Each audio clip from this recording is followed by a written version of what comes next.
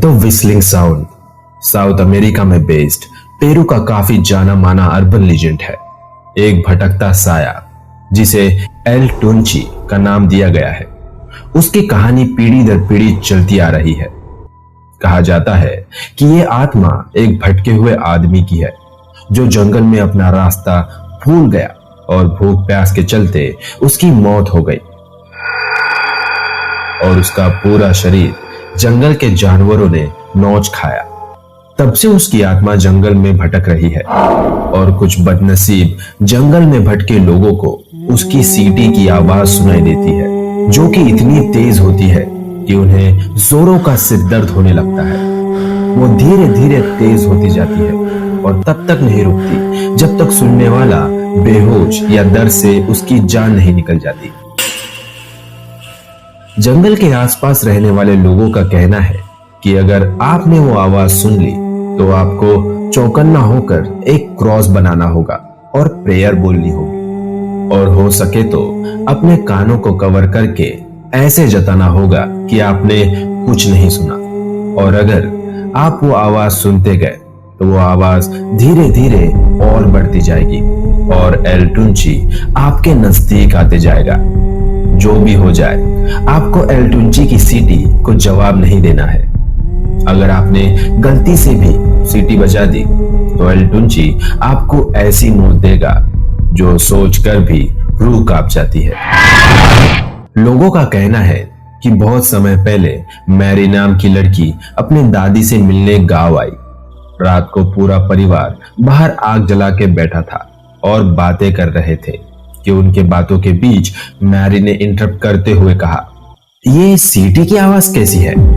उसकी दादी ने उसकी ओर देखा और उसकी बात अनसुनी कर दी और फिर से बाकियों से बातें करने लगी। क्या आप लोगों को आवाज सुनाई दे रही है? मैरी ने पूछा। इतनी तेज सीटी की आवाज है ये। यहाँ कोई सीटी की आवाज नहीं आई। चुप हो जाओ। उसकी दादी ने धीमी आवाज में मैरी से कहा।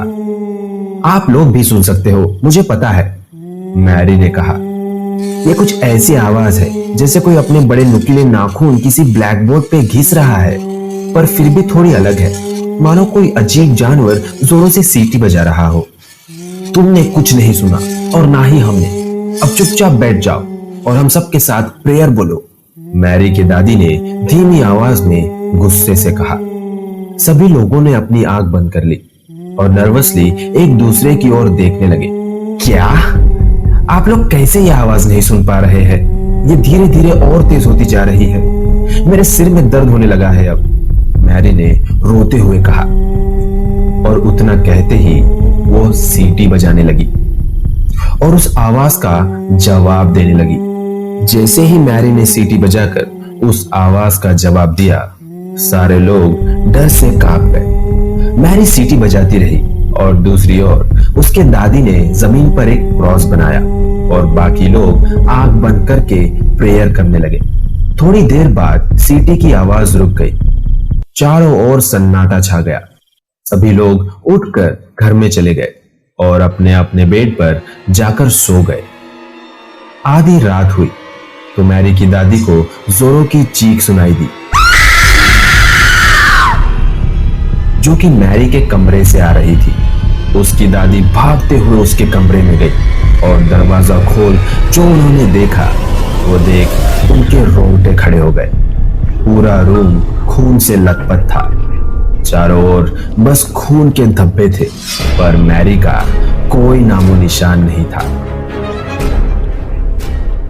कुछ दिनों बाद उसका शरीर जंगल में एक पेड़ से उल्टा लटका पाया गया।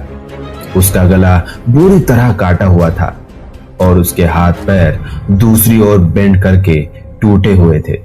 सबसे भयानक उसका चेहरा था जो कि पूरी तरह सफेद पड़ चुका था और उसकी आंखें इस तरह फटी हुई थी मानो उसने खुद की मौत अपने आंखों से देखी थी। पुलिस का मानना है कि यह किसी जानवर का काम था और उन्होंने केस बंद कर दिया, पर गांव वालों और उसकी दादी को असलियत पता थी कि जो कोई भी एल टुनची को जवाब देता है उसकी किस्मत फिर एक काले साए के हाथों में जाती है। एल टुंची से ही जुड़ी एक और कहानी काफी सुनाई जाती है, जो कि एक 14 साल की लड़की की है। 14 साल की जेन, जिसके पिता एक पेरू के ही किसी छोटे से गांव में टीचर की नौकरी करते थे। एक दिन जेन अपने घर की खिड़की से बाहर देख रही थी कि उसने एक काला साया जंगल की झाड़ियों के बीच देखा। उसने एक अजीब सी सीटी की आवाज सुनी और उस आवाज के जवाब में खुद भी सीटी बजाने लगी। उसके पिता जब घर आए तो उन्होंने देखा कि उनकी बेटी विंडो पे खड़ी एक अजीब सी आवाज में सीटी बजा रही थी। जेन, तुम कर क्या रही हो वहां पे? पिता ने पूछा। वहां पेड़ों के पीछे छुपी हुई परछाई के साथ सीटी बजा के खेल रही हूं, जेन ने जवाब दिया। जेन का जवाब सुन उसके पिता के रोंगटे खड़े हो गए। उन्होंने एल टुंची की कहानियां सुनी थी। घबराते हुए उन्होंने अपनी बेटी को पकड़ा और उसे सीधा उसके बेडरूम में ले गए। उन्होंने बेडरूम के दरवाजे को एक लकड़ी और कुछ खिलों से सील कर दिया और सारी खिड़कियों को बंद। जेन को कुछ समझ नहीं आ रहा था कि उसके पापा ये क्या कर रहे हैं। वो डरी सहमी बस उन्हें देखी जा रही थी। उसने देखा कि उसके पापा अपने नी पे बैठ आसपास कैंडल्स जलाने लगे। वो रोते हुए अपने पापा से पूछ रही थी कि ये सब आप क्यों कर रहे हैं, क्या हो गया है आपको? और उसके पापा बस एक ही रट लगाए जा रहे थे, एल टुंची, एल टुंची। अचानक उसने बेडरूम के दरवाजे पर एक जोरों की दस्तक सुनी। वो दस्तक ऐसी थी मानो कोई दरवाजा तोड़ने की कोशिश कर रहा हो। बिना कोई वक्त गवाए जेन के पिता ने जेन को क्लोजेट में धक्का मारा और क्लोजेट बंद कर उसकी चाबी को लॉक में फंसाकर तोड़ दिया। क्लोजेट के अंदर डरी सहमी जेन बाहर अपने पिता को रोते हुए प्रेयर्स बोलते हुए सुन रही थी कि तभी उसने बेडरूम के डोर के टूटने की आवाज सुनी और उसके साथ ही उसके पिता की चीखें। बेडरूम विंडो के ग्लास की टूटने की आवाज से जेन और डर गई और उसने अपनी आंखें बंद कर ली। धीरे धीरे उसके पिता की चीखें दूर जाने लगी और कुछ समय बाद सब शांत हो गया। अगले दिन जब एक पड़ोस में रहने वाले आदमी ने जेन के घर की खिड़की टूटी हुई पाई तो वो जांच पड़ताल के लिए उनके घर में आ गया और जेन को क्लोजेट में छुपा देख उसके होश उड़ गए। जेन को बहुत गहरा शॉक लगा, जिसके चलते उसे हॉस्पिटल ले जाया गया। उसके पिता का आज तक कुछ पता नहीं चला। उसे उसकी आंट और अंकल ने गोद ले लिया। इस बात को कई साल हो गए हैं, पर आज भी जेन रात को क्लोजेट के अंदर ही सोती है। वो कहती है कि उसे डर लगता है कि एक दिन एल टुंची उसे ले जाने के लिए जरूर वापस आएगा।